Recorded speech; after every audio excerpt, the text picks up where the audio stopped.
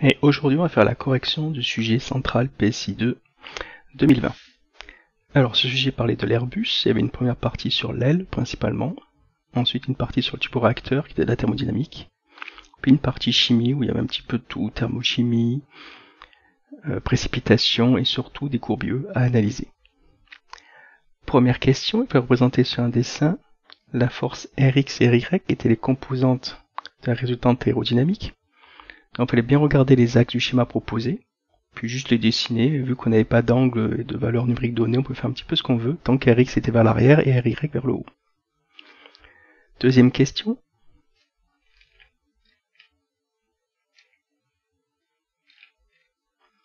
Hop.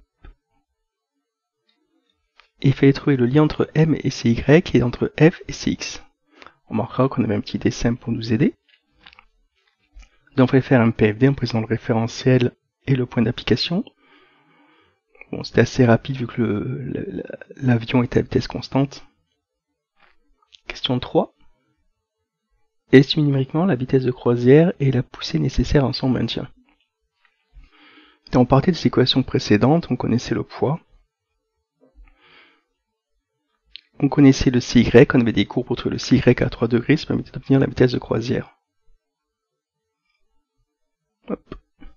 Donc voilà, CY à 3 degrés ici, on obtenait la vitesse de croisière. On nous demandait aussi et la poussée nécessaire en son maintien, donc ça c'était l'autre projection qu'on lui donnait. On avait le cycle sur le graphique précédent.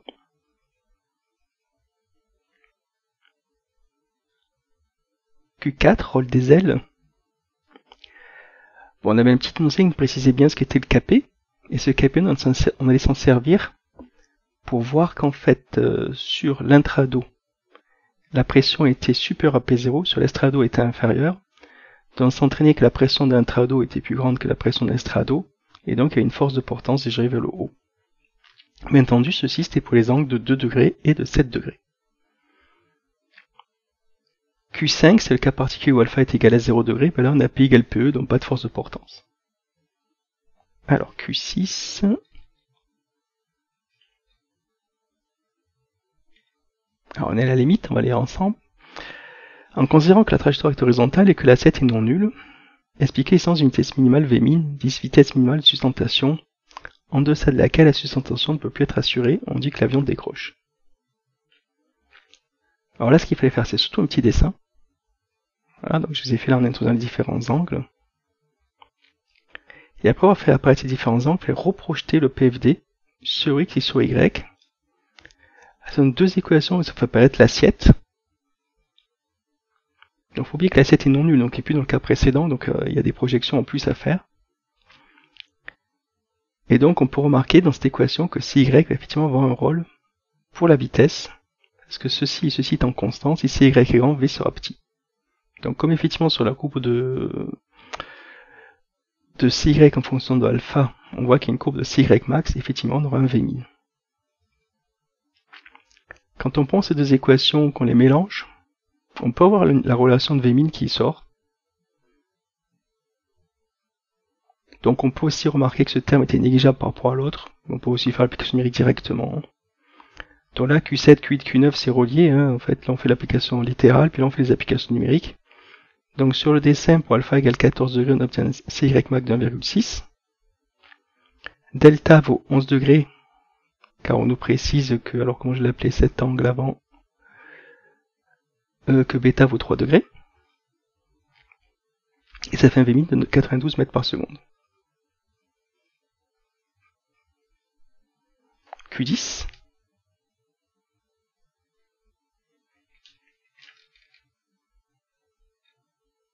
Pourquoi cette situation présente un risque en phase d'atterrissage? En phase d'atterrissage, ce qui se produit surtout, c'est que l'avion va moins vite et il va devoir cabrer pour atterrir. Donc s'il va à faible vitesse, la portance diminue, d'après la formule de la portance, en V carré. Et comme alpha augmente, vu la courbe du CY qui est donnée énoncé, il risque d'avoir un risque de décrochage. Donc justement, Q11 nous propose une solution à cela. C'est les becs et les volets. À l'aide des volets, on augmente CY max, et à l'aide de CX, on déplace l'angle de décrochage vers 18 degrés. Donc les deux phénomènes vont dans le bon sens pour maintenir l'avion en état stable. Alors Q12, c'était le vol plané. Donc il fallait trouver la finesse. On donnait le fait que la finesse est la distance horizontale parcourue, c'est la distance verticale parcourue. Donc je fais un petit dessin ici. Ce qu'il faut surtout faire attention, c'est que Rx est dans l'alignement de la trajectoire, vu qu'on est en vol plané. Bon, on fait un petit calcul, on projette et on remarque effectivement. Alors là c'est θ. C'est pas delta. Il fallait mettre un angle différent de ce qu'on avait choisi précédemment. Et on remarque qu'effectivement, tangente θ égale 1 sur la finesse, et donc la finesse c'est cy sur cx. Q13, il fallait trouver la finesse maximale sur la figure 6. Alors on pouvait l'énoncer de dire que c'était, vu que cy égale fcx, donc cy égale la tangente phi cx, mais il faut que ce soit la courbe de pente maximale ici. Donc il fallait prendre sa règle et mesurer la tangente, et le premier point sur lequel on tombe en partant de l'origine représente la finesse maximale, ce que j'ai fait ici. On mesure entre 45 et 55. Alors Q15,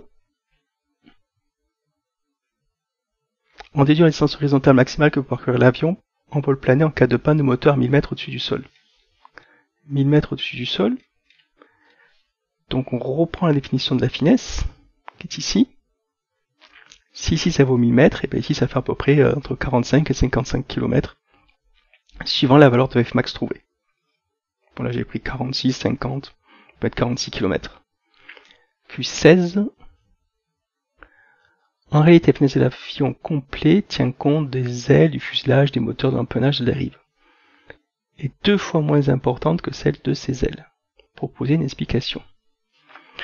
En fait, tous les autres éléments vont principalement jouer dans la traînée, dont le Cx va augmenter et F diminue.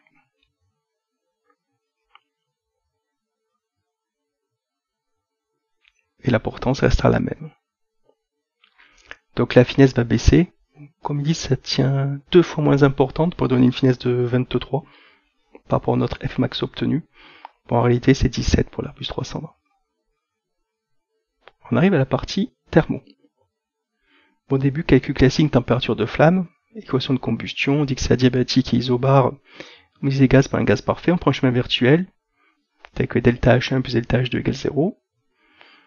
Donc j'ai choisi N0, le nombre de moles initial de l'hydrocarbure. Donc on peut écrire delta H1 sous cette forme-là, on peut mettre un xi aussi. Par la... Oui, là c'est la loi de S, on calcule des terres H0. Et delta H2, on prend les quantités de matière restantes après l'étape 1, auxquelles on soumet un échauffement. Et après application numérique, on obtient un écart de température de 2500 Kelvin. Question 18, en fait, nous demandait la loi de Laplace. Donc rappelez que c'est isentropique, ça s'applique à un gaz parfait, j'ai pas écrit. Tout la loi de Laplace ici proposée. On utilise la loi de Laplace pour calculer T2 et T3. Alors là, on avait une question dure, il fallait calculer P5. P5 et T5.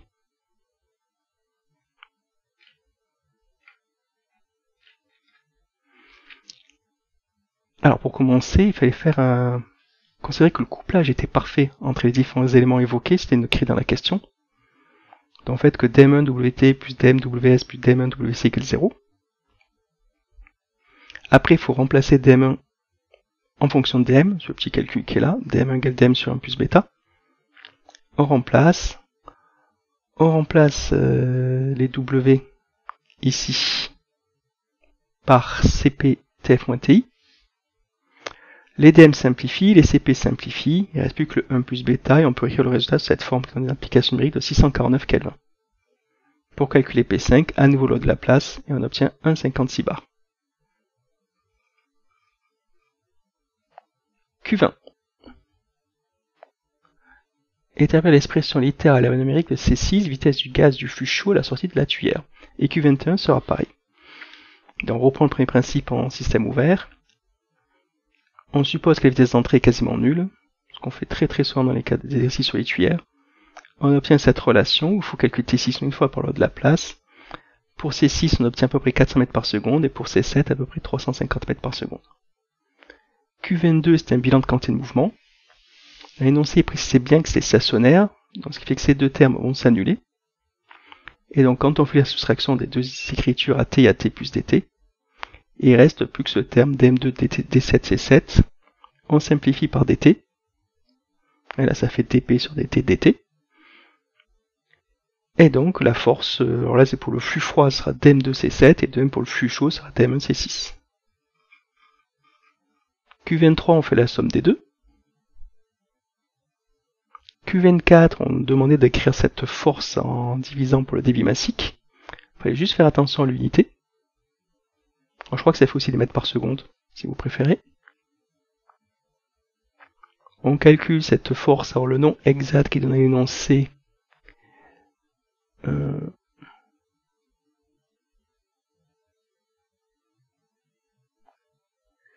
poussée spécifique du turboréacteur, donc là pour le flux chaud et là pour le flux froid. Et en fait, le flux chaud tourne 16% et le flux froid 84%. Bon, là on tourne la formule un petit peu dans tous les sens pour répondre à la question. On voulait une poussée de 20 kN. On divise par le résultat ici obtenu. Bon, j'avais plus 359. Après 360, ça fait un débit massique de 56 kg par seconde. Q27, ce débit massique permet-il d'obtenir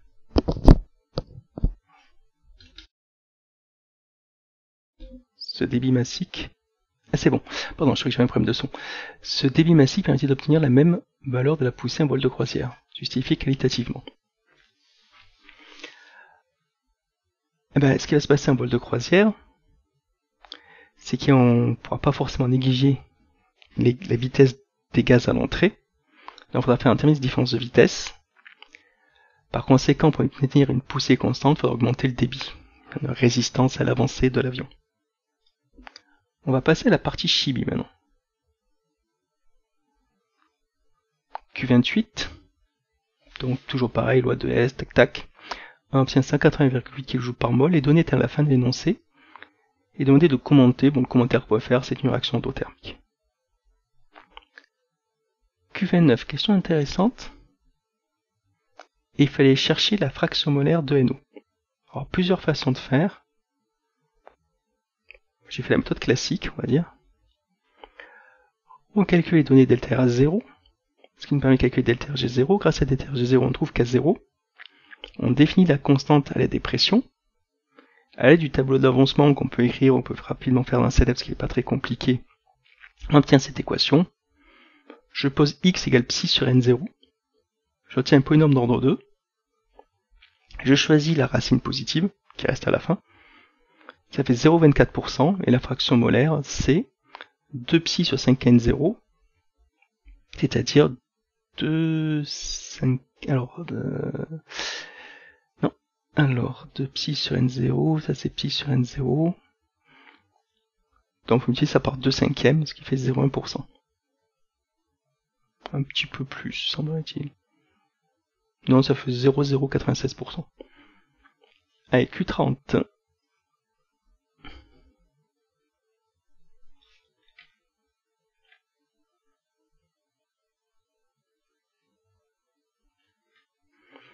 Commenter le choix de la température retenue pour l'étude cinétique.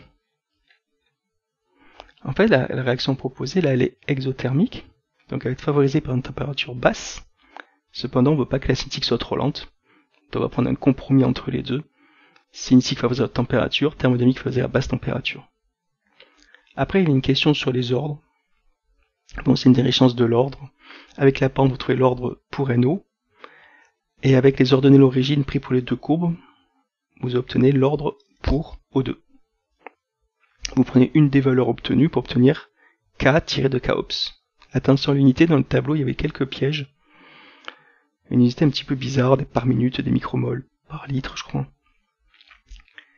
Forme mésomère de NO2. On compte les électrons, on écrit les formes possibles.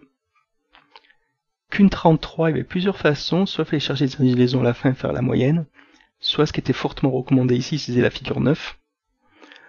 On voit que le phi qu'ils appellent le rendement quantique primaire dissociation devient efficace pour à peu près 360, entre 360 et 400.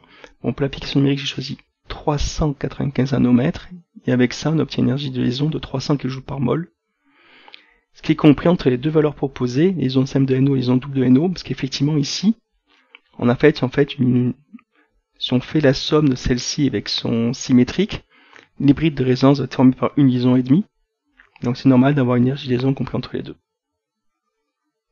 4. On passe au diagramme binaire.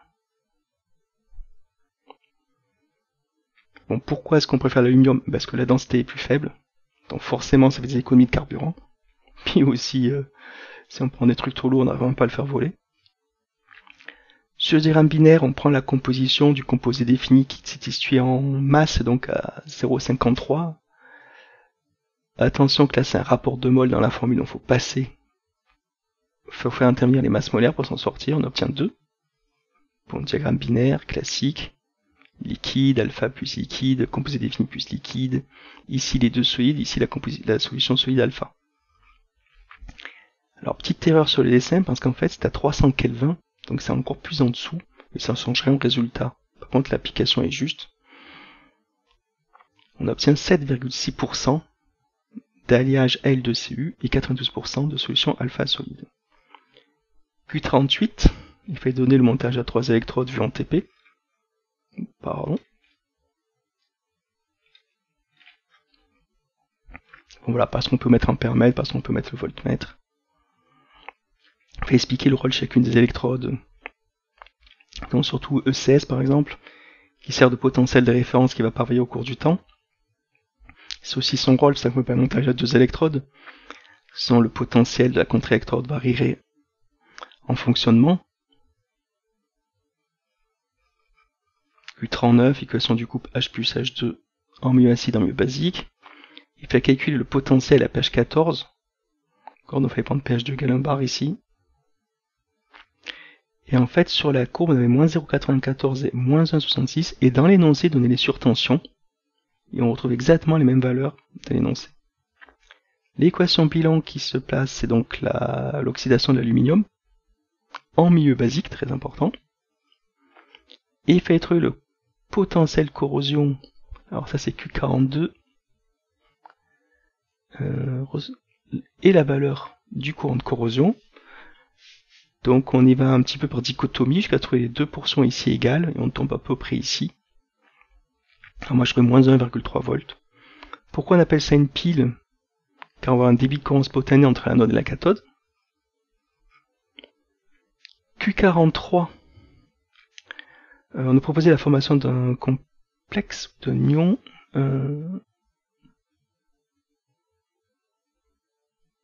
Un ion, pardon, ALC4-, donc comme il se forme, Al3+, va diminuer, donc le potentiel va diminuer, et la courbe va donc se déplacer à gauche. Et la branche cathodique, elle n'a pas changé parce qu'on n'est pas dans la zone de la piqûre. Si on se déplace vers la gauche, ici, le courant va augmenter, et le potentiel de corrosion va baisser. Bon, je l'ai pas écrit. Et si le courant augmente, la vitesse de corrosion augmente aussi. Bon là il y a un petit calcul Q44 par rapport au diagramme potentiel pH donné en annexe. Donc on obtient pH égale 3. Et pour finir, expliquer comment on fait une corrosion par piqûre susceptible d'être enrayée par la passivation de la cavité créée. En fait, ALH3 va se former, elle va recouvrir la zone qui était attaquée et va protéger celui-ci. On peut rentrer un peu plus dans les détails. Les ions migrent vers la surface où le pH supérieur à 3, donc précipitation de LOH3. LOH3 recouvre la piqûre et protège contre une corrosion ultérieure en coupant le circuit de la micropile. Voilà donc pour la correction expliquée du sujet central PSI2.